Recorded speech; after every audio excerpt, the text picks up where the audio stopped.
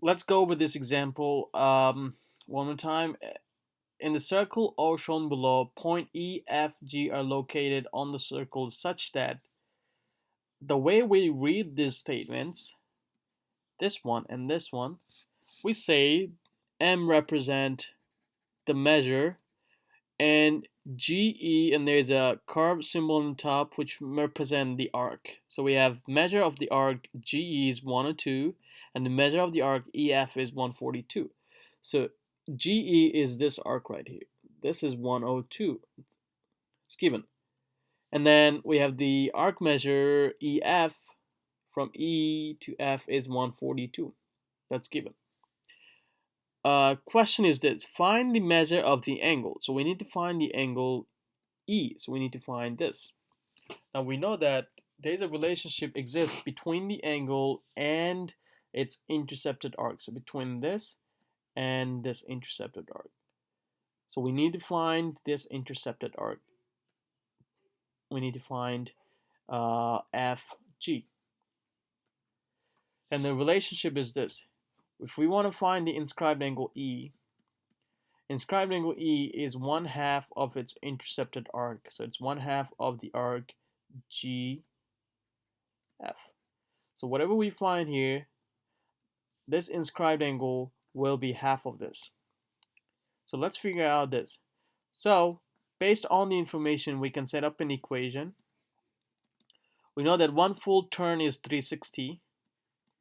That should be equal to all the turns. So we have the first portion of the arc is the blue arc, which is arc GE. So we can write measure of the arc GE plus we have the measure of the arc EF, which is this portion, plus the measure of the arc FG, which is this portion. Now, this is given. This is given. This is 102 plus this is also given. EF is 142 plus this is not given. This portion is not given. So we're going to call it X.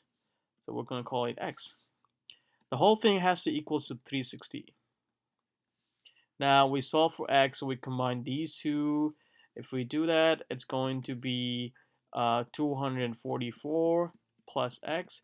Then in order to find X, we need to get rid of 244 by minus subtracting 244 from both sides of the equation.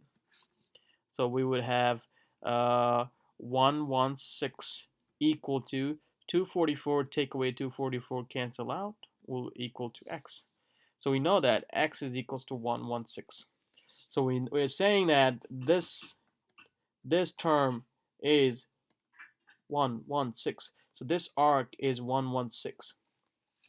Now if this arc is 116, this inscribed angle that we want to find out can be found by using this equation. So we say angle E will then be 1/2 of the arc FG or GF, which is 116.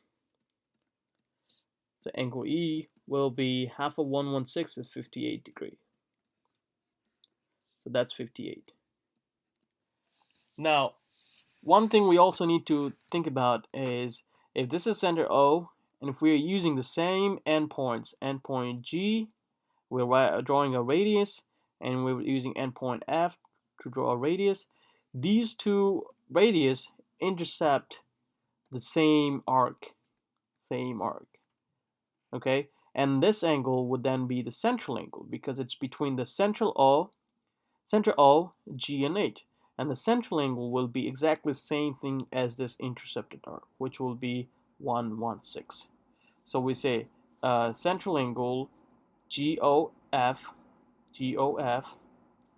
which is the central angle, would then be 116.